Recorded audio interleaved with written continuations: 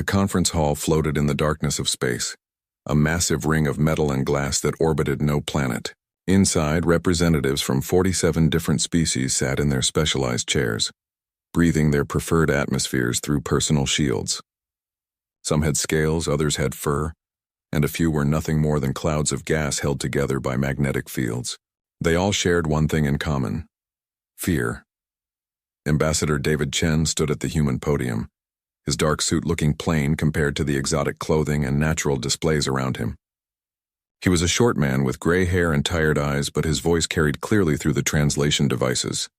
"The answer is no," he said simply. The chamber erupted in noise. Clicks, whistles, roars, and sounds that human ears could not properly process filled the air. The speaker, a tall insect-like being called Lixtar, raised 4 of his arms for silence. "Ambassador Chen," Lixitar's translator made his words sound calm and reasonable. "You do not understand the situation. The Krell Dominion cannot be stopped. We are not offering surrender as an insult. We are trying to save your species." Chen looked around the room. He saw despair in every face and gesture. These were not cowards. These were the survivors of 300 years of war against an enemy that could not be beaten. "I understand perfectly," Chen replied. "You want humanity to accept Krell rule before they come to destroy us. You want us to give up our freedom to keep our lives, yes." The shout came from the Valorian section. Ambassador Kreenoth stood, his blue skin darker than usual with emotion. "Yes, because there is no shame in surviving. My world tried to fight 6 months ago. We used 214 different weapons. Energy beams, kinetic missiles, chemical warfare, biological agents, radiation bursts, and things we invented just for that battle." "Do you know what happened?" Chen said nothing.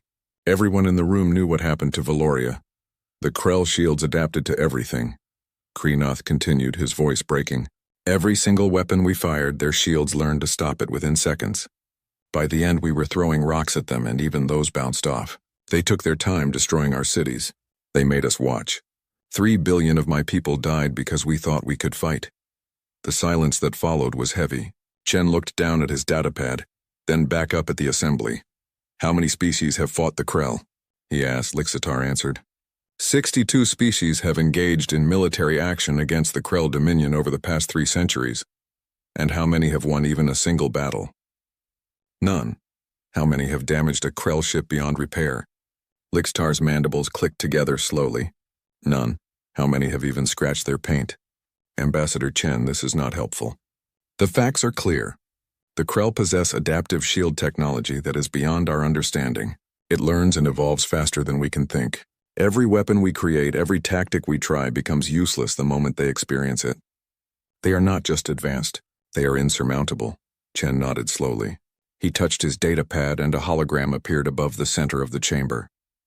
It showed a blue and green planet being torn apart by red beams of light. Ships that looked like black crystals hung in orbit, methodically destroying everything below.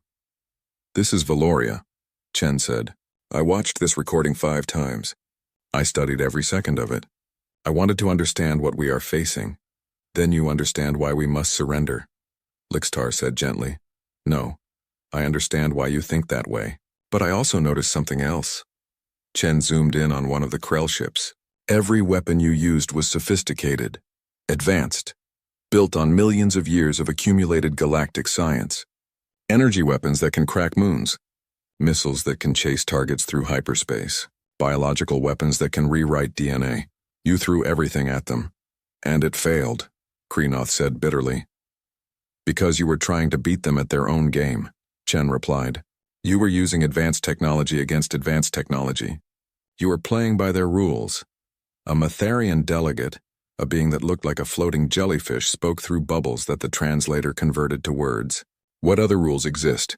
Technology is technology. Science is science. The Krell have mastered it better than anyone." Chen smiled, and it was not a happy expression. "Respectfully, that's where you're wrong. You've all been part of the galactic community for so long that you forgot something important. There is always another way." He pulled up another image. This one showed Earth's history, images of humans throughout the ages. Humans with stone tools, humans with wooden ships, humans splitting atoms, humans walking on their moon. "Humanity has only been in space for 200 years, Chen said. "We only discovered faster than light travel 30 years ago. By your standards, we are children playing with toys we barely understand. But we have something that 3 centuries of losing has made you forget. And what is that? Lickstar asked. We are too stupid to know when we are beaten. The chamber erupted again, but this time there was confusion mixed with the anger.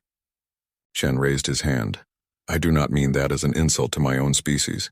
I mean it as a simple fact. Humans have a very bad habit of refusing to accept reality. When someone tells us something is impossible, we hear it as a challenge. When someone tells us we cannot win, we look for a way to cheat. When the rules say we will lose, we break the rules. The Krell cannot be beaten by breaking rules, Kreenoth said. They can only be beaten by superior technology, and we do not have it. You do not have it, Chen agreed. But maybe we are not looking for the right kind of technology. He pulled up a final image. It showed Earth's moon, and on its dark side, 10 massive construction sites glowed with activity. Thousands of ships moved around them like insects around a hive. For the past 18 months since we learned about the Krell threat, humanity has been working on something. 10 projects, each one based on a different principle. Some use physics that you consider settled science.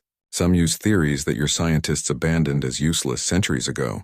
And some use ideas that are so stupid, so primitive that no advanced civilization would ever consider them. What kind of weapons are you building? Lickstar leaned forward with interest. That information is classified, Chen said.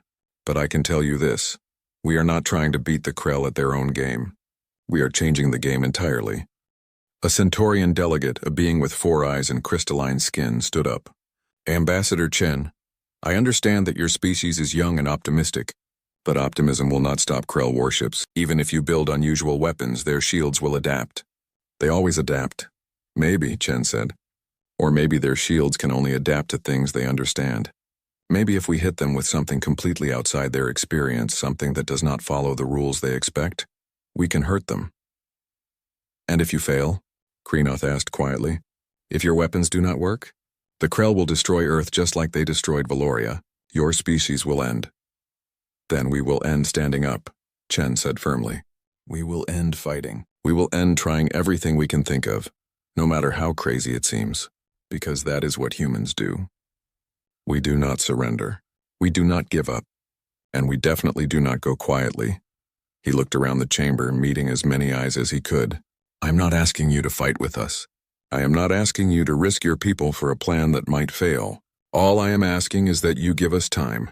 Give us a chance to try. If we succeed, maybe we can turn this war around. If we fail, you can surrender then, and at least you will know that every possibility was explored. Lickstar was quiet for a long moment. His mandibles clicked together as he thought. Finally he spoke. The Krell Armada is currently conquering the outer reaches. Intelligence suggests they will turn toward human space within 2 years. Can your projects be ready by then? They will have to be, Chen said. Then we will wait, Lickstar decided. We will not surrender yet. But Ambassador Chen, understand this. If your weapons fail, if the Krell destroy Earth, the rest of the galaxy will accept their terms. We cannot let more worlds burn for false hope. Understood, Chen said. And thank you. As the session ended and the delegates began to leave, Kreenoth approached Chen. The Valorian looked older than he had at the start of the meeting, as if remembering his world's death had aged him. I hope you are right, Kreenoth said quietly. I hope your weapons work, because if they do not, your people will learn what mine learned. They will learn that some enemies cannot be beaten no matter how brave you are. Chen put a hand on the alien's shoulder. Maybe. But if we are going to die anyway, I would rather die trying something new than die accepting someone else's decision that we are too weak to fight. Kreenoth nodded slowly and walked away. Chen stood alone in the empty chamber for a moment, looking at the hologram of the construction sites on Earth's moon. 10 projects, 10 desperate attempts to break an unbreakable enemy. He touched his communicator. Chen to Earth Command. The Council has given us our time. How are the projects progressing? The reply came back immediately. All 10 are on schedule, Ambassador. The scientists say 3 of them might actually work. The rest are what they call scientifically questionable. Good, Chen said with a slight smile. The Krell have seen scientifically sound. Let us show them scientifically questionable. Chen out. He left the conference hall and boarded his shuttle back to Earth. Behind him, the rest of the galaxy watched and waited, some with hope, some with pity, all of them certain of one thing: humanity was about to learn a hard lesson about the real universe. They had no idea that humanity was about to teach one instead. On the dark side of Earth's moon, 10 massive construction projects continued without rest. Engineers and scientists from dozens of human colonies worked around the clock.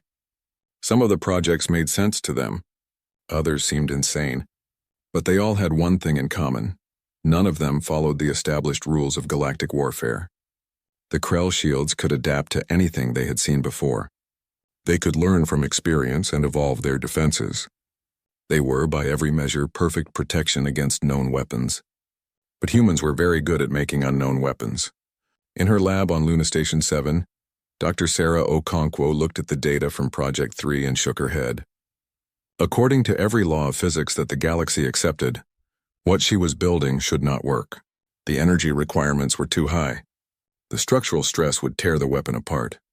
The targeting system relied on mathematics that most species considered impossible, but the test results said it would work anyway. She touched the massive machine in front of her, feeling the cold metal under her palm. This was not elegant. It was not sophisticated. It was barely controlled chaos wrapped in a metal shell. It was also going to punch a hole in space-time itself. "I hope you know what you are doing," she whispered to the machine. Across the moon, 9 other projects moved toward completion. 9 other teams of humans built 9 other impossible weapons. Some would work, some would fail, but all of them represented the same thing: humanity's refusal to accept that anything was truly impossible. The Krell were coming. They had conquered 62 species. They had won every battle for 300 years. Their shields had never failed. They were about to meet a species that did not care about their track record. The galaxy said no gun could break the Krell. Humanity was building 10 that would. 18 months had passed since Ambassador Chen had made his promise to the Galactic Council. 18 months of constant work, failed experiments, and breakthroughs that defied conventional science. Now, in a secure briefing room buried deep under the Rocky Mountains, the results of that work were about to be revealed. Admiral Maria Torres stood at the front of the room, her uniform crisp despite the fact that she had not slept in 36 hours. Around her sat representatives from every major human military organization, key scientists from each project, and observers from 12 alien species brave enough to come see what humanity had built. "Ladies, gentlemen, and honored guest," Torres began, "what you are about to see is classified at the highest level. Some of you will think we have lost our minds. Others will think we are wasting resources on fantasies. I ask only that you watch the full presentation before making judgments." She activated the holographic display. A massive 3-dimensional image appeared showing 10 different weapons. Each one looked different from the others. Some were ships, some were missiles. One looked like a station. Another looked like nothing more than a metal ring floating in space. "These are humanity's 10 answers to the Krell problem," Torres said. "Each weapon is based on a different principle. Each one attacks the Krell shields in a way that has never been tried before. We call them Projects 1 through 10, but they have operational codenames as well." She highlighted the first weapon. It looked like a long rail extending from a massive power core. Project 1, God Strike. This is a relativistic kinetic impactor. It fires a small slug of tungsten at 98% the speed of light. The Krell shields work by analyzing incoming threats and adapting their defense frequency to match. But Godstrike moves so fast that the time between detection and impact is less than a microsecond. The shields do not have time to adapt before the impact. A Centaurian observer raised one of his crystalline hands. But kinetic weapons have been tried. The Krell shield stopped them. "Conventional kinetic weapons travel at a few kilometers per second," explained Dr. Sarah Okonkwo, a tall woman with sharp eyes and graying hair. "Godstrike travels at nearly 300,000 kilometers per second. At that speed, even a small object carries more energy than a nuclear bomb. The shields would need to adapt instantly, and according to our analysis, they cannot." Torres moved to the second weapon. This one looked like a standard missile, but with strange crystalline components inside. Project 2, Ghost Strike. This uses quantum entanglement. We create 2 particles that are quantum linked, then separate them. One stays in the missile's core. The other is placed in a second warhead. When the missile enters Krell's shield range, we detonate the particle inside. Because of quantum entanglement, the explosion affects both particles simultaneously. The entangled particle inside the second warhead explodes while that warhead is still outside the shields. But since the particles are linked, the explosion manifests inside the shields as well. The room was silent. Finally, a Matherian observer spoke through bubbles. That violates the principle of locality. Information cannot travel faster than light. The principle of locality is a guideline, not a law, Dr. Okonkwo replied. And quantum entanglement does not technically transfer information. It transfers state. The Krell shields are designed to stop things moving from outside to inside. They are not designed to stop things that are already inside because they exist in two places at once. Admiral Torres continued through the list. Project 3, Horizon Break, used artificial gravity generators to create a localized space-time distortion. It would literally bend space around a Krell ship, crushing it from all directions at once. The shields could not adapt because they would be adapting to the ship's own mass pressing inward. Project 4, Causality Cage, was perhaps the strangest. It used experimental quantum technology to disconnect a small area of space from the normal flow of time. Anything inside the cage would experience time differently than the rest of the universe. A Krell ship caught in the cage might experience 1,000 years in a single second, aging to dust instantly. Project 5, Gravity Lance, was simpler. It created a beam of gravitational force so intense that it would compress matter at the atomic level. The Krell shield stopped energy and matter, but gravity was neither. It was a distortion of space-time itself. Project 6, Neural Cascade, targeted the Krell themselves rather than their ships. It broadcast a signal that interfered with neural pathways. The Krell had a hive mind connection between ships. This weapon would turn that connection into a feedback loop that paralyzed their crews. Project 7, Dimensional Anchor, used a theoretical form of exotic matter to lock a region of space in place relative to absolute space. A ship hit by this weapon would continue moving at its current velocity relative to absolute space, but absolute space itself was moving due to the expansion of the universe. The ship would appear to accelerate wildly in random directions, tearing itself apart. Project 8, Phase Disruptor, altered the quantum phase of matter. It would make the atoms in a Krell ship temporarily unable to interact with each other. The ship would simply fall apart at the molecular level as its own structure forgot how to hold itself together. Project 9, Zero-Point Extraction, tapped into the quantum foam of space itself and extracted energy from it in a directed beam. This beam carried so much power that it could overwhelm any shield by sheer brute force. The problem was that each shot had a 50% chance of creating a small black hole. They were still working on that issue. And then there was Project 10. Torres paused before describing it. Project 10 does not have a codename yet. It is still highly experimental, and we are not certain it will work. But if it does, it will end the war. She pulled up the schematic. It looked like a missile, but the warhead section was filled with computer systems instead of explosives. Project 10 is a quantum virus, Dr. Okonkwo explained. The Krell operate through a hive mind. All their ships are connected by quantum communication that cannot be intercepted or jammed. We have developed a computer virus that can travel along quantum-entangled links. Once one Krell ship is infected, the virus spreads to every other ship instantaneously. It does not damage their systems. Instead, it does something more permanent. It breaks the hive mind connection and forces each Krell into individual consciousness. The room erupted in shocked noise. A Valorian observer stood up, his blue skin pale. You are talking about fundamentally changing a species at the mental level. That is biological warfare of the worst kind. The Krell are not biological, Dr. Okonkwo said calmly. They are cybernetic entities with organic brains connected to machine bodies through quantum links. This weapon targets the links, not the biology. And yes, it will change them. It will make them individuals instead of a collective. We consider that an acceptable outcome. You consider destroying their entire civilization acceptable? The Valorian demanded. I consider it better than them destroying ours, Torres replied coldly. Project 10 is a last resort weapon. We will only use it if everything else fails. But make no mistake, if we must choose between the Krell civilization and ours, we choose ours. She looked around the room. I know some of you find these weapons disturbing. I know they do not follow established warfare protocols. But the Krell did not follow those protocols when they destroyed Valoria. They did not follow them when they killed 62 other species over 3 centuries. We are fighting for survival, and in survival there are no rules except winning. Captain Marcus Webb stood up from the back of the room. He was a short, muscular man with scars on his face from a training accident.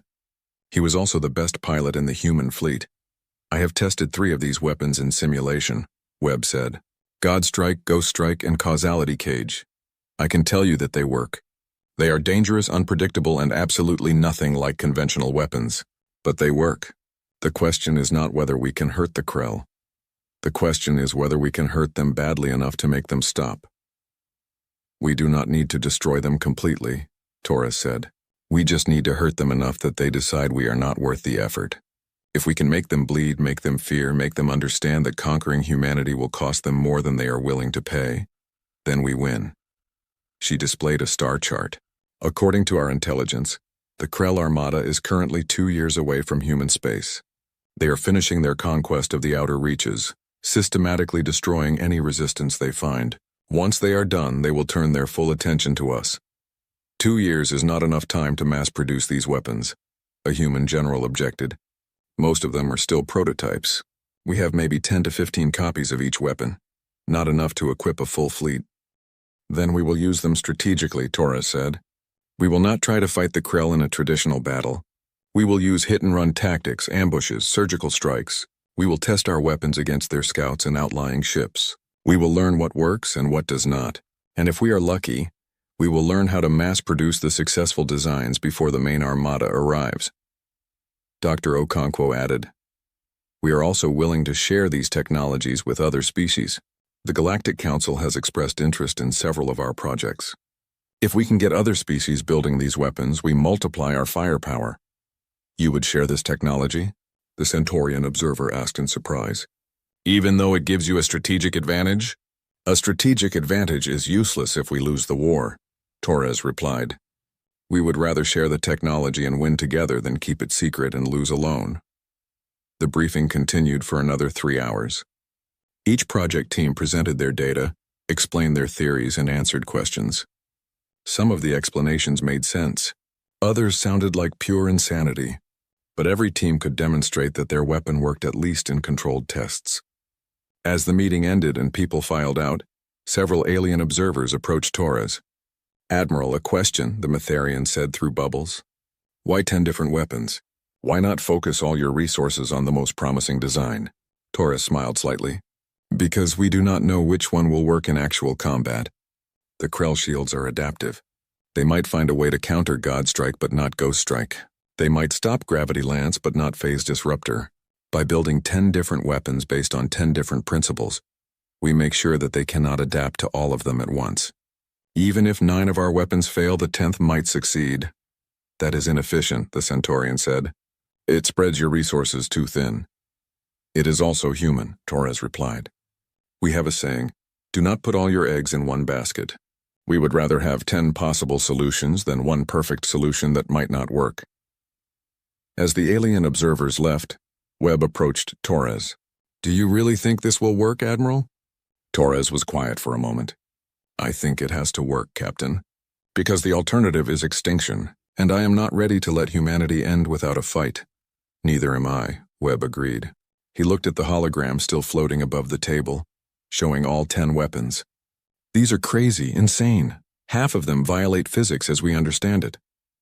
And that is exactly why they might work, Torres said. The Krell have fought 62 species. All of those species used conventional weapons based on conventional science. We are giving them something unconventional. Something they have never seen before. Something that does not follow the rules they expect. She touched the hologram, making it rotate. Somewhere out there, the Krell are coming. They think they are invincible. They think no weapon can break their shields. They are about to learn that they are wrong. Because humans do not play by the rules. We break them. Webb nodded. When do we start field testing? In 3 weeks, we will send a small task force to intercept a Krell scout group near the Proxima system. You will command it.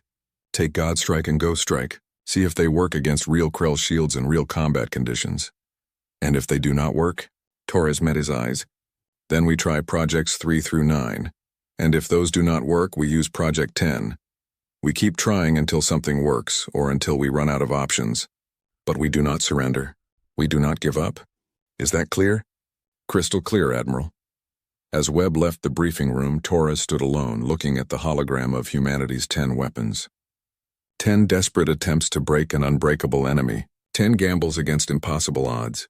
But as she had told the Council 18 months ago, humans were too stupid to know when they were beaten. And sometimes being too stupid to quit was the same thing as being brave enough to win. On the far side of the galaxy, the Krell Dominion received intelligence about human weapons development. They analyzed the reports, processed the data, and calculated the threat level. Their conclusion: humanity posed minimal risk. Whatever primitive weapons the humans were building, Krell shields would adapt to them within seconds, just like they had adapted to every other weapon for 3 centuries. The Krell adjusted their invasion timeline. They would finish with the outer reaches, then turn toward Earth. Human space would fall within 6 months of their arrival. It would be efficient, clean, final. They did not know that in 3 weeks everything they believed about their shields would be proven wrong. They did not know that humanity had built 10 guns that did not follow the rules, and they certainly did not know that sometimes the most dangerous enemy is the one who does not know they are supposed to lose. Captain Marcus Webb stood on the bridge of the UESS Defiant, watching Jupiter grow larger on the view screen. The massive planet dominated the view, its red storm swirling hypnotically. But Webb was not interested in the planet's beauty. He was interested in the 300 Krell warships that had just entered the outer solar system. "Status report," Webb ordered, his voice calm despite the situation. Lieutenant Sarah Park, his tactical officer, looked up from her console. Her hands shook slightly. "Krell Vanguard fleet holding position at the orbit of Saturn. 300 capital ships, estimated crew of 200,000. They are scanning the system but not advancing. They are being cautious," Commander James Wright said from the engineering station. "They know we are here. They are waiting to see what we do." Webb nodded slowly. The Defiant was not alone. Around them, 37 human warships held position near Jupiter's orbital stations. It was the entire defensive fleet of the outer solar system. Against 300 Krell ships it would normally be a massacre. But today they had something new. "Load Godstrike," Webb ordered. "Prepare firing solution on the lead Krell ship." "Godstrike loaded," Park confirmed. "Targeting the Krell flagship. Power at maximum. Ready to fire on your command." Webb looked at the tactical display. The Krell ships were holding formation, probably running scans to analyze human defenses. They had done this dozens of times before against other species. "Scan, adapt, attack." It was their standard pattern. Today, that pattern would break. "Fire Godstrike," Webb said quietly. The Defiant shuddered slightly. Deep in its core, massive capacitors discharged their energy into a magnetic rail that stretched half the length of the ship. A tungsten slug the size of a fist was accelerated to 98% light speed in less than a second. Then it was gone, vanishing into the darkness of space. On the view screen, nothing seemed to happen for a moment. Then the lead Krell ship, a massive black crystal that looked like a floating mountain, simply exploded. One instant it was there. The next it was expanding debris and superheated gas. The bridge of the Defiant was silent. Park stared at her console, her mouth open. "Direct hit," she whispered. "The flagship is destroyed." "Completely destroyed. Their shields never activated." "They did activate," Wright corrected, checking his readings. "I saw the energy spike. But the projectile was moving so fast that it hit them before the shields could analyze and adapt. The time between detection and impact was .003 seconds. Not enough time." Webb allowed himself a small smile. "One down. Load Ghost Strike. Target the ship to the flagship's right. Let us see if this one works too." The Krell fleet was no longer holding position. Ships were breaking formation, their shields flaring to full power. Weapons ports were opening. They had not expected to lose their flagship in the first second of combat. "Ghost Strike loaded," Park reported. "Firing." This time the weapon was visible as a bright streak across space. The missile flew toward the Krell ships, and as it approached shield range, the Krell responded. Energy beams lashed out, trying to destroy the incoming missile. Their shields brightened, preparing to deflect it. The missile entered shield range and immediately detonated. The explosion was small, barely noticeable against the backdrop of space. The Krell ship's shields flared but held. The ship was undamaged, for exactly 2 seconds. Then the ship exploded from the inside. A massive blast tore through its hull, ripping it apart from stem to stern. Debris fountained outward in all directions. How? Wright demanded, staring at his sensors. The missile detonated outside their shields. There is no way the explosion should have reached them. Quantum entanglement, Webb explained. The missile carried 2 warheads with entangled particles. When the first warhead detonated outside the shields, the quantum link caused the second warhead to detonate inside. The shields never even detected it because it was already inside. That is impossible, Park said. Tell that to the Krell ship, Webb replied. All ships weapons free. Hit them with everything we have got. Conventional weapons, missiles, energy beams, everything. Let us see how well their shields handle multiple threats at once. The human fleet opened fire. 37 ships unleashed every weapon they had. The space between Jupiter and Saturn lit up with energy beams, missiles, and kinetic rounds. The Krell fleet responded in kind, their own weapons tearing into the human formation. 3 human ships exploded in the first exchange. Then 4 more. The Krell were veteran warriors who had fought for 3 centuries. They knew how to kill, but they were also starting to die. A third Krell ship exploded as another Godstrike round punched through its shields at relativistic speed. A 4th ship went dark as a Ghost Strike detonated inside its engineering section. A 5th ship began spinning wildly as its maneuvering systems failed. They are adapting, Park warned. The Krell shields are starting to react faster. The last Godstrike round was partially deflected. It damaged the ship but did not destroy it. Expected, Webb said. They can adapt to anything if they see it enough times. But they cannot adapt to everything at once. Load causality cage, target that damaged ship. Sir, causality cage is still experimental. We do not know what will happen if we use it in combat. Then we will learn. Fire when ready.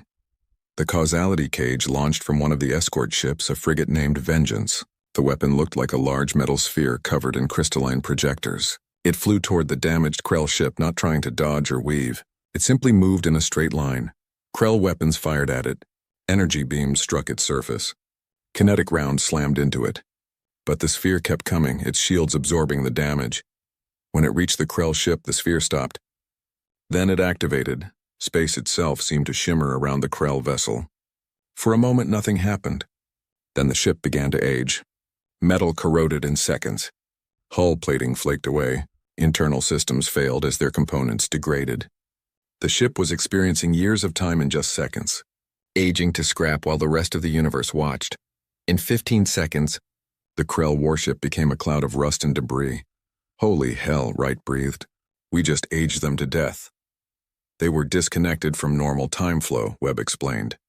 From their perspective, they experienced 1,000 years in 15 seconds. Everything inside that bubble aged normally.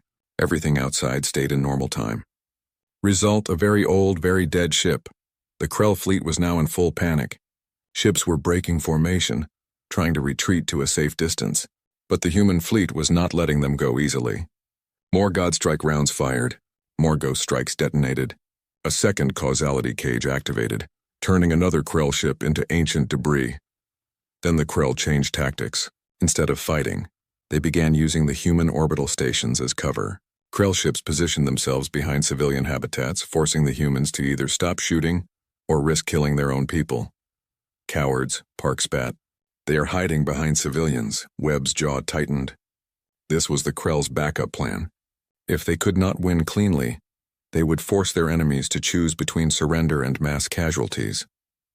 It had worked against dozens of species before. All ships cease fire. Webb ordered reluctantly. We cannot risk hitting the stations. The firing stopped. The Krell ships were damaged but still functional. They had lost 47 ships out of 300. Not a decisive defeat, but more than they had lost in the past century combined. And they had achieved it by using human civilians as shields. On the main view screen, a communication request appeared. Krell did not usually talk to their victims, but apparently today was a day for firsts. Webb accepted the request. The screen filled with the image of a Krell commander. The alien was more machine than organic, with cybernetic parts covering most of its body. Its eyes glowed with cold blue light. Human ship. The Krell's voice was flat and emotionless, translated by the computer. You have developed interesting weapons. We did not expect this from such a primitive species. However, you will now stand down. We hold your civilian population hostage. If you fire again, we will destroy every station in this system. Webb stared at the alien. You are threatening to kill civilians if we do not surrender. Correct. Your choice is simple. Surrender and live as Krell subjects. Fight and watch your people die. Those are not the only options, Webb said quietly. You have no other options. Your weapons, while effective, require clear shots. We are now positioned behind your infrastructure. You cannot fire without killing your own people. Webb looked at his tactical officer. Lieutenant Park, how many Krell ships can we hit with conventional weapons without risking the stations? Maybe 30 ships, sir. The rest are too close to civilian structures. How long until we can evacuate the stations? 2 hours minimum, sir, and the Krell will not give us that time. Webb nodded slowly. He looked back at the Krell commander. You are right. We cannot fire our weapons without risking our civilians, so we will not fire. The Krell commander's expression did not change, but there was satisfaction in its voice. You are wiser than other species. You accept the inevitable. I accept that I cannot fire from here, Webb agreed, but I can still fire. He turned to his crew. Helm full burn toward the Krell position. Ramming speed. Communications, send orders to all ships. Anyone who has a clear shot, take it. Everyone else follow us in. Sir? Park looked confused. The Krell think we are trapped. They think we will not sacrifice ourselves for a tactical advantage. They are wrong. He activated the ship-wide intercom. All hands, this is the captain. We are about to do something insane. I will not order anyone to follow me who does not want to.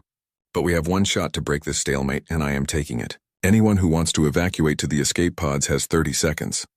No one moved. Webb smiled slightly. I did not think so.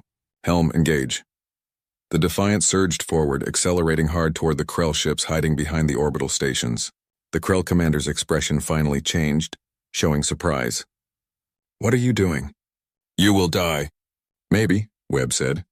But we will take you with us. And that is acceptable. 5 other human ships broke formation and followed the Defiant. The Krell ships began firing, trying to destroy the incoming vessels before they could reach ramming range. Energy beams tore into the Defiant's shields, overloading them in seconds. Hull plating melted. The ship shuddered with each impact. But it kept coming. Distance to Krell flagship 5 kilometers, Park reported, her voice shaking. 4 kilometers, 3. Load causality cage, Webb ordered. 1 more shot. Let us make it count.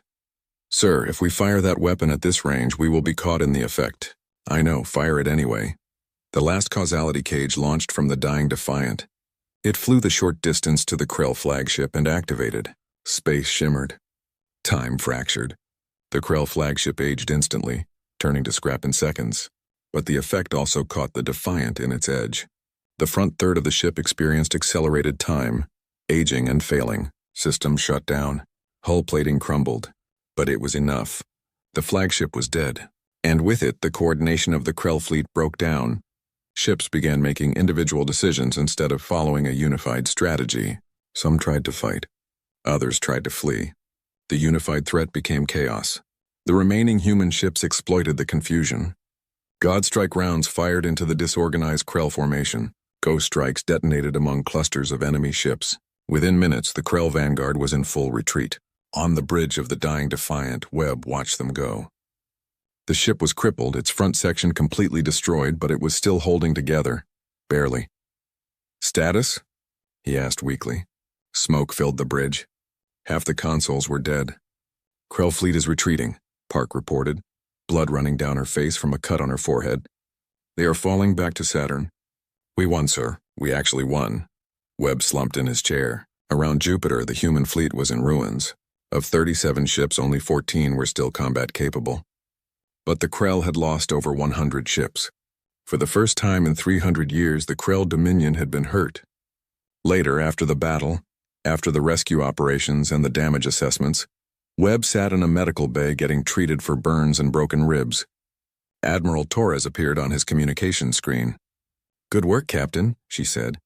The Galactic Council is stunned. They never thought the Krell could be beaten. We did not beat them, Webb said tiredly. We hurt them. There is a difference. And it cost us 23 ships and 12,000 lives. If that is victory, I do not want to see defeat. Victory is whatever lets us keep fighting, Torres replied. You proved that our weapons work. God Strike works. Ghost Strike works. Causality Cage works. Now we know what we are facing and we can prepare. The next battle will be easier. Will it? Webb asked. The Krell adapted to our weapons by the end of the battle. They will adapt more now that they know what to expect. We surprised them once. We will not surprise them again. Then we will use the other weapons, Torres said. Projects 4 through 9 are ready for deployment. And, Captain, the Krell just learned something important. They learned that they can be hurt. They learned that they can die. For 300 years they have believed they are invincible. Now they know better. Webb nodded slowly. What about the main fleet? This was just their vanguard. The real Krell armada is still coming. According to intelligence, the main armada has altered course. They are no longer heading directly to Earth. They are taking a longer route, gathering more ships, preparing for a real fight. We hurt them, Captain. We hurt them badly enough that they are being cautious. That buys us time. How much time? 4 months, maybe 5? Enough to build more weapons. Enough to train more crews. Enough to share our technology with other species who want to fight. Torres leaned forward. The galaxy has been losing for 300 years, Captain Webb.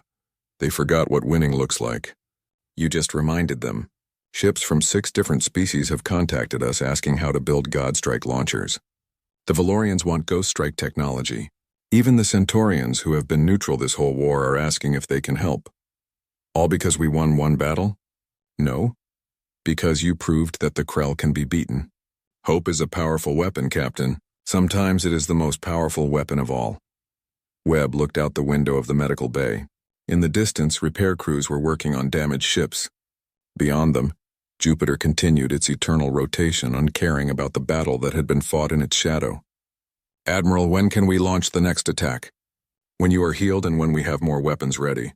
But Captain, you do not have to volunteer. You have done enough. With respect, Admiral, I have not done nearly enough. The Krell are still out there. They still want to destroy us. One battle is not enough. I need to keep fighting until they are gone, or I am. Torres smiled slightly. I thought you might say that. Rest and heal, Captain. When you are ready, we will have another mission for you. There are 9 more weapons to test, and I can think of no one better to test them. The transmission ended. Webb lay back in his medical bed, staring at the ceiling. His body hurt. His ship was destroyed. Thousands of people were dead. But the Krell were retreating. For the first time in 300 years, the galaxy's greatest enemy had been forced to back down. Not destroyed, not defeated completely, but hurt, wounded, made to understand that they were not invincible. It was a start.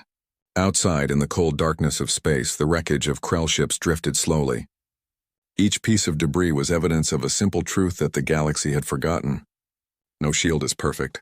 No enemy is unbeatable. And sometimes, all it takes to win is being brave enough or crazy enough to try. 6 months after the Battle of Jupiter, the galaxy looked different.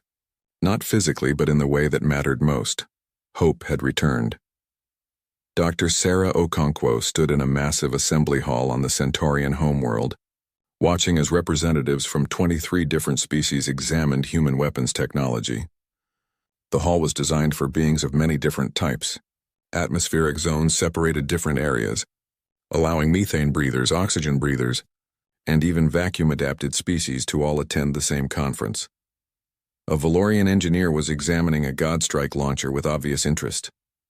The design is crude, she said through her translator, but the principle is brilliant. We have been trying to make weapons more sophisticated, more advanced. You simply made them faster. Speed is sophistication, Okonkwo replied with a slight smile. When you move at 98% light speed, you do not need complicated targeting systems or adaptive warheads. You just need to point in the right direction and pull the trigger. A Metherian scientist floated closer to examine the Ghost Strike specifications displayed on a holographic screen. The quantum entanglement is stable. We tried similar technology 200 years ago. The entangled particles always collapsed when exposed to weapons-grade energy. Because you tried to use naturally entangled particles, Okonkwo explained. We create artificial entanglement using a quantum crystalline matrix. The matrix holds the entanglement stable even through the explosion. It is not elegant, but it works. Nothing about human weapons is elegant, a Centaurian observer commented. But it sounded like a compliment rather than an insult. Your approach to warfare is like your approach to everything. Practical, direct, and completely unconcerned with established doctrine. Okonkwo looked around the room. Engineers and scientists from dozens of species were downloading specifications, taking measurements, asking detailed questions about manufacturing processes. This was the third such conference in 3 months. Humanity had opened its weapons research to anyone willing to fight the Krell. Not everyone was happy about it. Ambassador Chen arrived at Okonkwo's side, looking tired. "We have a problem. The Terran Security Council is threatening to shut down the technology sharing program." "On what grounds?" Okonkwo asked quietly. "They say we are giving away our only strategic advantage, that once other species have our weapons, they will not need us anymore. That we are making ourselves obsolete." Okonkwo shook her head. "We did not build these weapons to hoard them. We built them to win a war, and we cannot win alone." "I agree," Chen said. "But the Security Council has legitimate concerns. Some of the species asking for our technology have not always been friendly to humanity. The Rigelians fought a border war with us 20 years ago. The Draconis Collective has been trying to steal our trade routes for decades. Now we are supposed to trust them with weapons that could destroy planets? They are fighting the same enemy we are," Okonkwo pointed out. "The Krell do not care about old border disputes. They will destroy the Rigelians and the Draconis just as quickly as they would destroy us. We need allies more than we need exclusive weapons," Chen sighed. "You are right, of course. I am just tired of fighting battles on 2 fronts, the Krell in space and the politicians on Earth." Before Okonkwo could respond, an alarm sounded. A holographic display in the center of the room changed from showing weapon specifications to showing a star map. A red indicator was flashing near the Proxima Nebula. "What is that?" a Valorian delegate asked. "Krell Fleet Movement," a human military liaison announced. "A major force estimated at 500 ships is moving toward the Proxima system. Our forces there are requesting immediate assistance." 500 ships, Chen whispered. "That is more than twice what we faced at Jupiter." "And we have more ships than we had at Jupiter," Okonkwo said firmly. "We have the Valorian Second Fleet, the Centaurian Defense Force, and contingents from a dozen other species. All of them armed with our weapons now." She turned to the assembled delegates. "This is what we have been preparing for. The Krell are testing us again. They want to see if Jupiter was a fluke or if we can really fight them. How many of you are willing to find out?" Every delegate in the room raised their hand, tentacle, or equivalent appendage. 3 days later, a combined fleet of 147 ships from 16 different species arrived at the Proxima Nebula. The Krell fleet was already there, laying siege to a human mining colony on Proxima 3. The planet's shields were failing under constant bombardment. Captain Marcus Webb, now promoted to Commodore after the Battle of Jupiter, commanded the human contingent from his new flagship, the UESS Retribution. Around him, alien ships of every design imaginable held formation. Some were massive dreadnoughts covered in armor. Others were small, fast frigates. All of them carried at least one type of human weapon. "Status of the colony?" Webb asked. "Shields at 30%, Lieutenant Park reported from her tactical station. She had transferred to the Retribution with Webb, along with most of his surviving crew from the Defiant. "They have maybe 2 hours before the Krell breakthrough. Then we do not have time for subtlety. All ships engage at will. Use everything we have. Let us show the Krell what a united galaxy can do." The combined fleet swept into the battle. God strike rounds fired from human and Valorian ships moving at relativistic speeds. Ghost strikes launched from Centaurian vessels, their quantum warheads flickering in and out of normal space. A Matherian dreadnought deployed a gravity lance, its beam bending space itself as it cut through Krell formations. The Krell fleet responded with practiced precision. Shields flared. Weapons ports opened. Energy beams lanced through space. The battle quickly turned into chaos as hundreds of ships fired thousands of weapons. Webb watched his tactical display, noting how the different species adapted human technology to their own strengths. The Valorians, with their expertise in energy manipulation, had modified Godstrike launchers to fire plasma-coated projectiles that were even more destructive. The Centaurians, masters of quantum physics, had improved Ghost Strike's entanglement stability, making it effective at longer ranges. "The Krell are adapting," Park warned. "Their shields are starting to deflect Godstrike rounds. Not all of them, but enough to reduce damage." "Expected," Webb replied. "What about the other weapons?"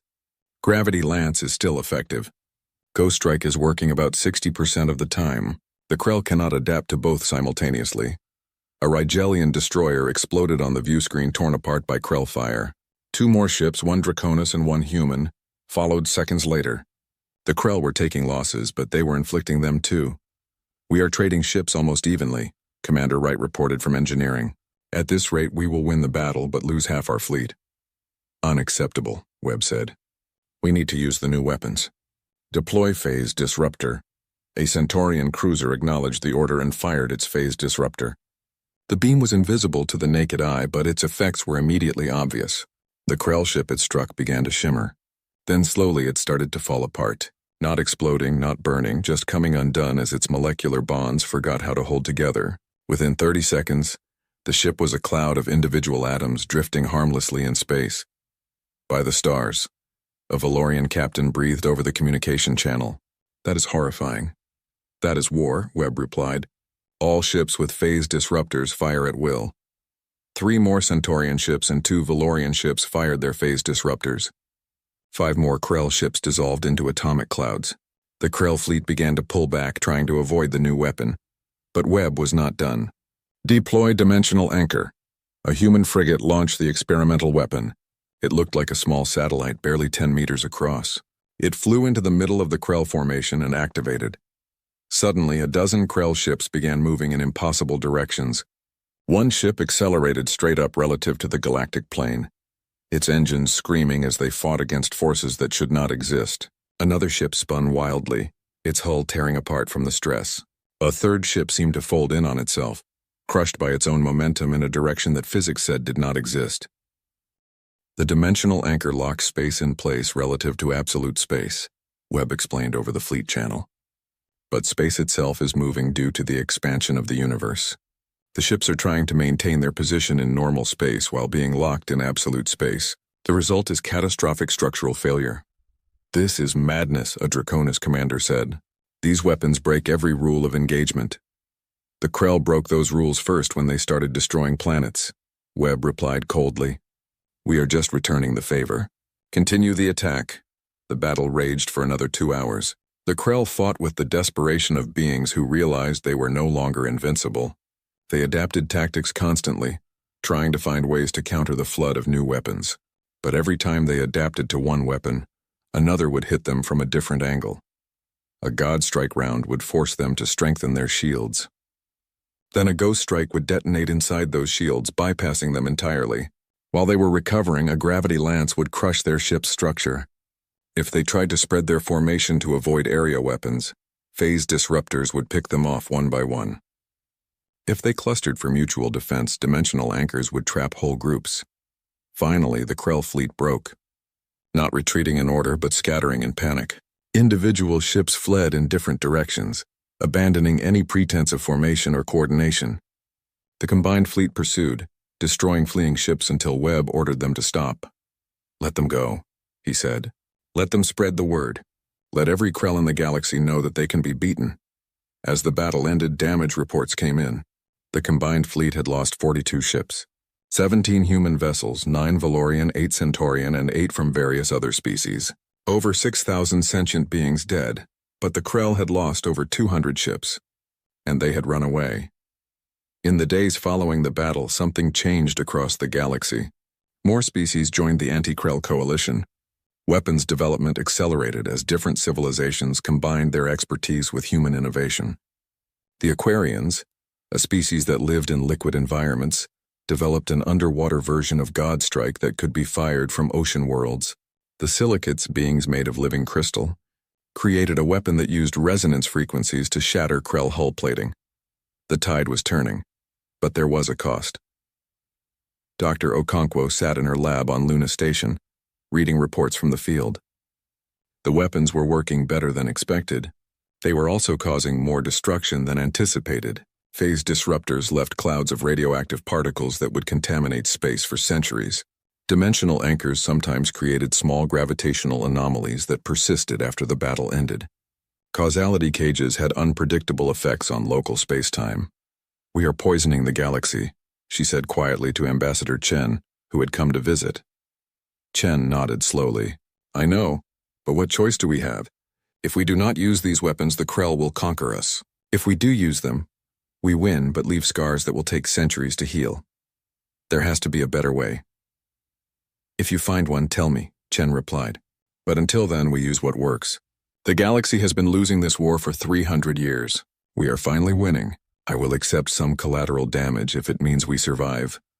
Okonkwo looked at the data again. Casualty numbers. Radiation levels. Damaged star systems. The cost of victory was being paid in blood and environmental destruction. What about Project 10? She asked. The quantum virus. If we could deploy it, we could end the war without further battles. The ethics committee rejected it, Chen said. They said forcibly changing an entire species' consciousness is genocide, even if we do not kill anyone. It is too similar to what the Krell have been doing to conquered species, forcing them into submission. So we fight conventional battles with unconventional weapons until one side is too exhausted to continue. Unless you have a better idea. Okonkwo did not have a better idea. None of them did. They were making up the rules as they went, trying to balance survival with morality, victory with ethics. It was messy and complicated and nothing like the clean scenarios in strategic simulations. A priority message arrived on her terminal. It was from military intelligence. The Krell main armada has been spotted, she read aloud. 3,000 ships heading for the core worlds. Estimated arrival in 6 weeks. They are not targeting humanity anymore. They are targeting the heart of galactic civilization. If the core worlds fall, the rest of the galaxy falls with them. Chen closed his eyes. 3,000 ships. We barely survived against 500. We do not have enough weapons to fight that many. Then we build more, Okonkwo said firmly. We have 6 weeks. We can produce maybe 500 more weapons if we work around the clock. Every shipyard in human space is already building Godstrike launchers. We share the designs with every species willing to build them. It will not be enough, but it might be enough to hurt them. And if it is not enough, Okonkwo looked at the data for Project 10, the quantum virus. The weapon they had agreed not to use because it was too cruel, too permanent, too much like the enemy they were fighting. Then we use every weapon we have, she said quietly. Every single one. Because if the core worlds fall, there is no second chance. The galaxy either stands together now or it falls apart forever. Chen nodded slowly. I will inform the council. Prepare all weapons for deployment, including Project 10. We will decide which ones to use when we see the battlefield. But Sarah, understand this. If we use that quantum virus, we are not the heroes anymore. We become something else. Something darker. I know, Okonkwo said. But being a hero is a luxury we cannot afford right now. Right now, we just need to survive. As Chen left, Okonkwo looked at the star map on her screen. The Krell Armada was coming. 3,000 ships filled with warriors who had never known defeat until they met humanity. Now they knew fear, and that made them more dangerous than ever.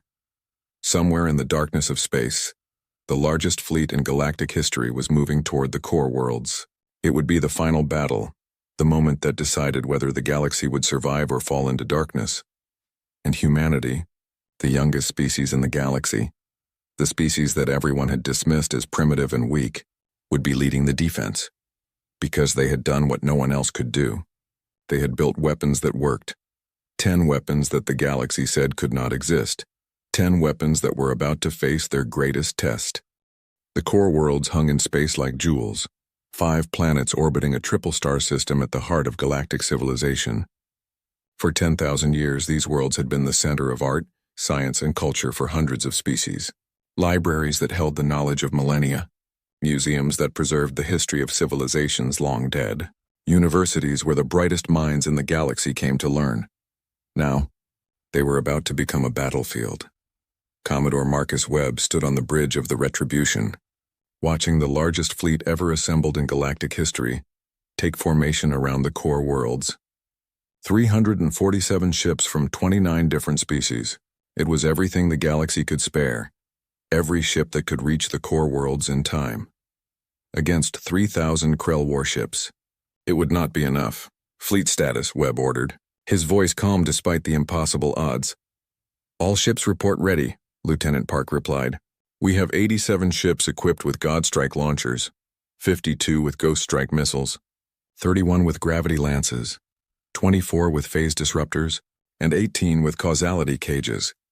The remaining ships are armed with conventional weapons and will provide support fire. And Project 10? Park hesitated. Loaded and ready on the Vengeance. Dr. Okonkwo is standing by to deploy it on your command. Webb nodded slowly. The quantum virus. The weapon they had all agreed was too cruel to use, too permanent, too much like the enemy they fought. But if they lost this battle, cruelty would not matter. Nothing would matter. Krell fleet entering sensor range, Commander Wright announced. Sensors confirm 3,000 capital ships. They are moving in standard attack formation. On the view screen, the Krell armada appeared. It looked like a black cloud. Thousands of crystalline ships blotting out the stars. They moved with perfect coordination. Every ship in exactly the right position. Every movement synchronized with inhuman precision. They are beautiful in a terrible way, Webb said quietly. Like a swarm of locusts. Perfect. Efficient. Unstoppable. We stopped them before, Park said. We hurt them before, Webb corrected. This time they are not underestimating us. This time they know what we can do, and they came anyway with 10 times the force. That tells me they think they can win. Can they? Wright asked. Webb did not answer immediately. He looked at the tactical display, running calculations in his head. 3,000 ships against 300. Even with superior weapons, the math was brutal. Maybe, he finally said. But we are going to make them work for it. He opened a channel to the entire fleet. This is Commodore Webb to all ships. You know the situation. You know the odds. I am not going to lie to you and say this will be easy. It will not be. Many of us will not survive the next few hours. But I want you to remember something. 300 years ago, the Krell conquered their first species. For 3 centuries, they have been unstoppable. 62 civilizations have fallen to them. Trillions of beings have died or been enslaved. And in all that time, no one ever beat them. Until we did. He paused, letting his words sink in. We beat them at Jupiter. We beat them at Proxima. We have shown the galaxy that the Krell are not invincible. Today we finish what we started. Today we show them that their empire ends here. Not because we have more ships. Not because we have better technology. But because we refuse to surrender. We refuse to give up. We refuse to let them win. Every species in this fleet is here because they chose to fight rather than kneel. That choice matters. That choice changes everything. Another pause. In a few minutes we will engage the enemy. Use every weapon you have. Fight with everything you have got. Make every shot count. And remember, we are not just fighting for the core worlds. We are fighting for every species the Krell have destroyed. We are fighting for everyone who never got a chance to fight back. We are fighting for the right of every sentient being in this galaxy to live free. That is worth dying for. That is worth everything. He closed the channel and looked at his crew. They were scared. He could see it in their eyes. But they were also determined. All weapons armed and ready, Park reported. The Krell fleet is entering effective range. They are spreading their formation, probably expecting our relativistic weapons. Give them what they expect, Webb said. All Godstrike launchers fire. 87 ships fired simultaneously. 87 tungsten slugs accelerated to near light speed, crossing the distance between the fleets in seconds. The Krell fleet responded instantly. Their shields flared to maximum power, and their formation shifted. 63 Godstrike rounds found their targets. 63 Krell ships exploded or were crippled, but 24 rounds were deflected or absorbed by shields that had learned from previous battles. They adapted, Wright said grimly. Their shields are stronger than before. Then we adapt too, Webb replied. All Ghost Strike missiles fire. All gravity lances fire. All phase disruptors fire. Hit them with everything at once. The combined fleet unleashed a storm of exotic weapons. Ghost Strike missiles flickered in and out of quantum states, detonating inside Krell shields. Gravity lances bent space into crushing forces. Phase disruptors turned matter into atomic clouds. Causality cages aged ships to dust in seconds. The Krell fleet staggered under the assault. Hundreds of ships exploded. Thousands more were damaged. But they kept coming. For every Krell ship destroyed, 10 more pressed forward. Their return fire was devastating. Energy beams tore through the Allied fleet, destroying ships wholesale. A Valorian dreadnought exploded in a ball of plasma. 2 Centaurian cruisers collided as their navigation systems were destroyed by Krell fire. A human destroyer simply vanished as a Krell weapon erased it from existence. We are losing ships faster than we are destroying theirs. Park reported, her voice strained. At this rate, we will be overrun in 30 minutes. Webb looked at the tactical display. She was right. They were hurting the Krell badly, destroying ships at a rate that would have won any conventional battle. But there were simply too many enemies. The Krell could afford to lose 1,000 ships and still have 2,000 left. The Allied fleet could not afford to lose even 100. Deploy all remaining causality cages, Webb ordered. Target their command ships. If we can disrupt their coordination, we might be able to create chaos. 10 causality cages launched, flying toward the center of the Krell formation, where their command vessels directed the battle. The Krell tried to shoot them down, but the cages were heavily shielded. 8 of them reached their targets and activated. Space shimmered as time became unstable. 8 Krell command ships aged instantly, their systems failing as centuries passed in seconds. The effect spread outward, catching nearby ships in the temporal distortion. Dozens of ships were aged to scrap. The Krell formation wavered as command signals were disrupted. Ships began making individual decisions instead of following a unified plan. Some continued to attack. Others tried to regroup. A few even fired on their own allies by mistake. It is working, Wright said excitedly. We are breaking their coordination. But the celebration was premature. The Krell adapted quickly, establishing new command protocols and restoring order to their formation. Within minutes, they were attacking with renewed focus, concentrating their fire on the ships that had deployed the causality cages. The Vengeance, the ship carrying Project 10, took 3 direct hits. Its shields collapsed. Its hull breached in a dozen places. Vengeance is critical, Park shouted. They are evacuating. Webb watched as escape pods launched from the dying ship. Dr. Okonkwo was on that ship. The quantum virus was on that ship. If it was destroyed, their last desperate weapon would be lost. All ships cover the Vengeance, Webb ordered. Do not let them finish her. 6 human ships moved to shield the crippled vessel. Taking fire meant for it. They died buying seconds, their sacrifice allowing more escape pods to launch. But the Krell were relentless. A massive energy beam punched through the last defending ship and struck the Vengeance directly. The ship exploded, but not before one final escape pod launched. Webb watched it arc away from the destruction, carrying Dr. Okonkwo and the quantum virus to safety. Pick up that pod, Webb ordered. Get Dr. Okonkwo and the virus aboard the Retribution. Sir, we are in the middle of a battle, Park objected. I do not care. That pod is more important than this ship. Retrieve it now. The Retribution maneuvered through the chaos of battle, exposing itself to enemy fire to reach the escape pod.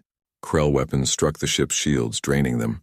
A beam punched through and carved a path through the starboard hull, killing 30 crew members instantly, but they got the pod. Dr. Okonkwo stumbled onto the bridge, her clothes scorched and her face covered in soot. She carried a metal case that held the quantum virus. Status? She asked immediately. We are losing, Webb said bluntly. We have destroyed over 800 Krell ships, but they still have over 2,000. We have less than 200 ships left. At current rates, we will be wiped out in 10 minutes. Okonkwo looked at the case in her hands. Then it is time. Are you certain? Webb asked. Once we use this, there is no going back. We will have changed an entire species against their will. That makes us no better than them? No, Okonkwo said firmly. It makes us survivors. The Krell have destroyed 62 civilizations. They have killed trillions. They will not stop until every free species in the galaxy is either dead or enslaved. I did not want to use this weapon, but I want to see my species extinct even less. She opened the case. Inside was a single missile, small and unremarkable looking. But inside its warhead was a computer virus more sophisticated than anything ever created. A virus that could travel along quantum entanglement links. A virus that would break the Krell hive mind and force each individual into separate consciousness. How long until it spreads through their entire fleet? Webb asked. Once we infect one ship, the virus will spread to all connected ships within seconds. Every Krell vessel uses quantum communication. They are all linked. That is their strength and their weakness. One infection reaches everyone, and what happens to them? They become individuals, separate minds instead of one unified consciousness. They will still have their memories and knowledge, but they will have to make their own decisions. No more hive mind. No more perfect coordination. They will be confused, scared and alone in their own heads for the first time in their lives. Webb looked at the tactical display. Another 3 Allied ships exploded. The Krell were closing in, about to overrun the defensive line. "Do it," he said. "Launch the virus." Okonkwo loaded the missile into a launch tube herself. Her hands shook slightly as she entered the arming codes. This was it, the moment that would define humanity's place in galactic history. They would either be remembered as the species that saved the galaxy, or as the species that committed the greatest act of forced evolution ever recorded. "Missile loaded," she said quietly, targeting the nearest Krell command ship. "Launching in 3, 2, 1, launch." The missile flew from the Retribution, accelerating toward the Krell fleet. The Krell did not see it as a major threat. It was just one more missile among thousands. Their point defense systems tracked it but prioritized other, larger threats. The missile reached a Krell command ship and impacted against its hull. The small explosive charge inside detonated, not to destroy, but to inject the virus into the ship's computer systems. For a moment nothing happened. Then everything changed. The Krell command ship stopped firing. It stopped moving. It just hung in space, motionless. Then another ship stopped. Then another. Then 10 more. Then 100. Then 1,000. In less than 30 seconds, the entire Krell fleet was dead in space. "What is happening?" Park asked, staring at her sensors. "They are not destroyed, they are just not doing anything."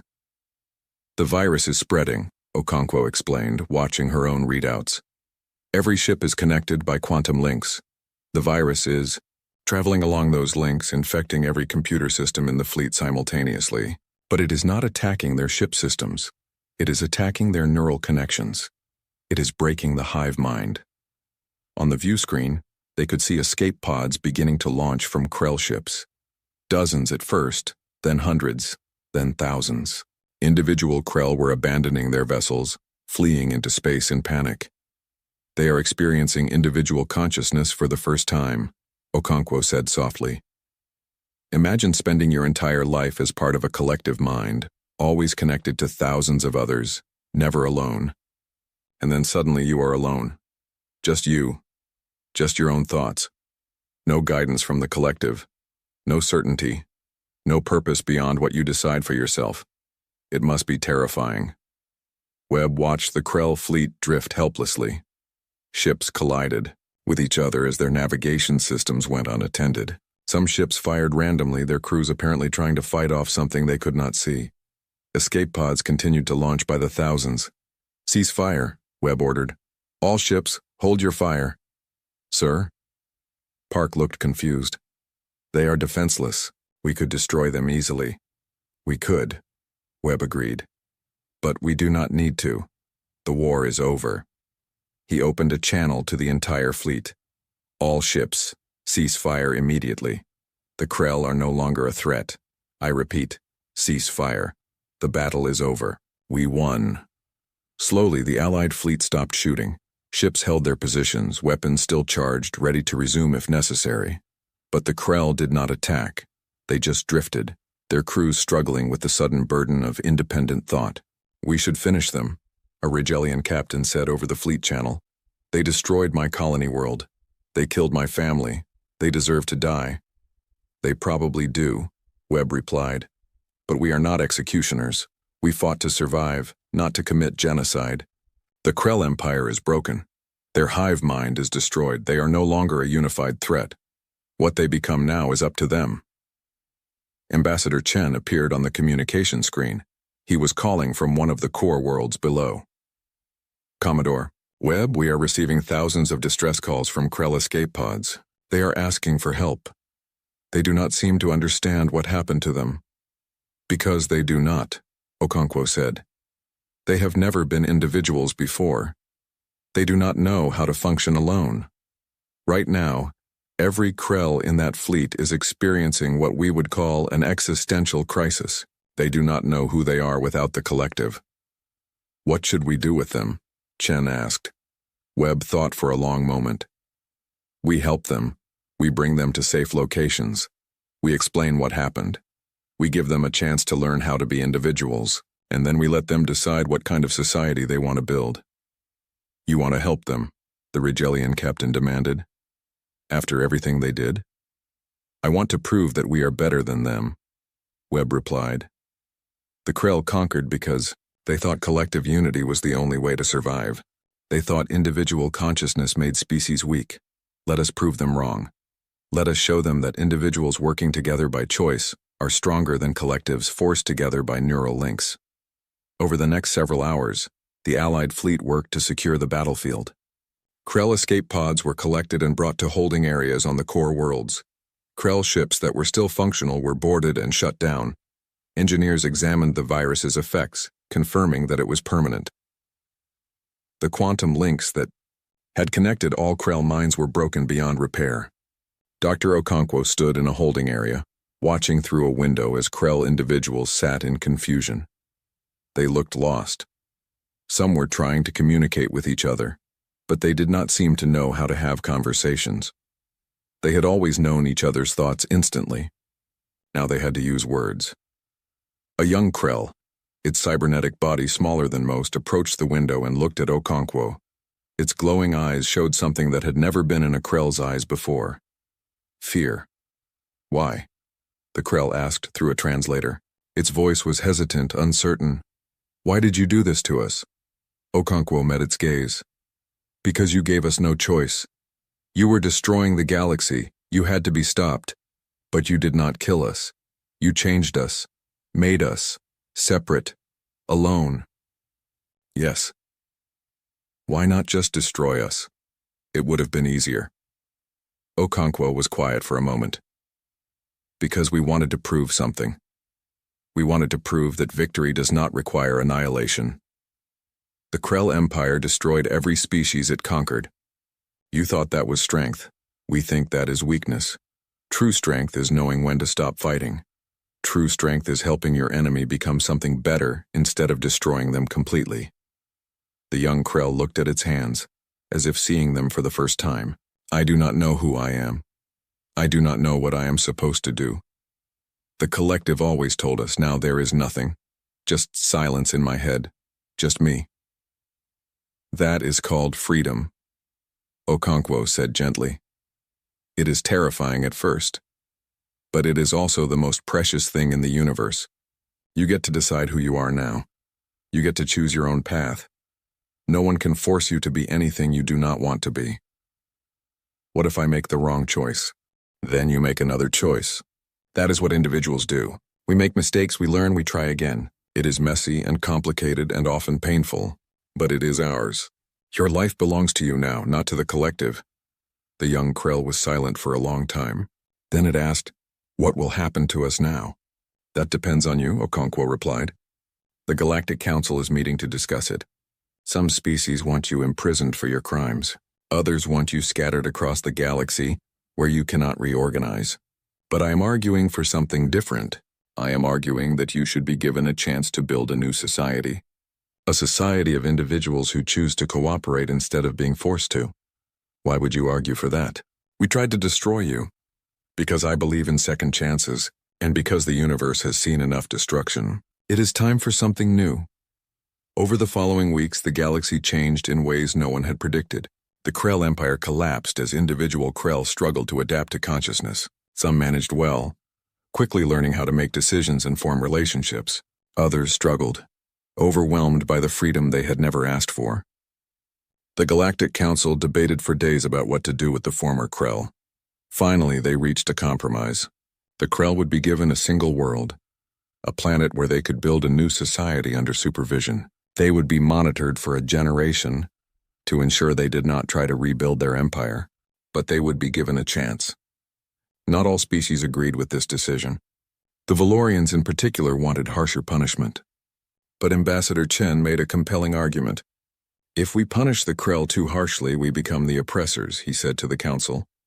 We fought this war to preserve freedom, not to impose our will on others. The Krell were dangerous because they forced their way of life on everyone they met. If we do the same to them even as punishment, we have learned nothing from this war.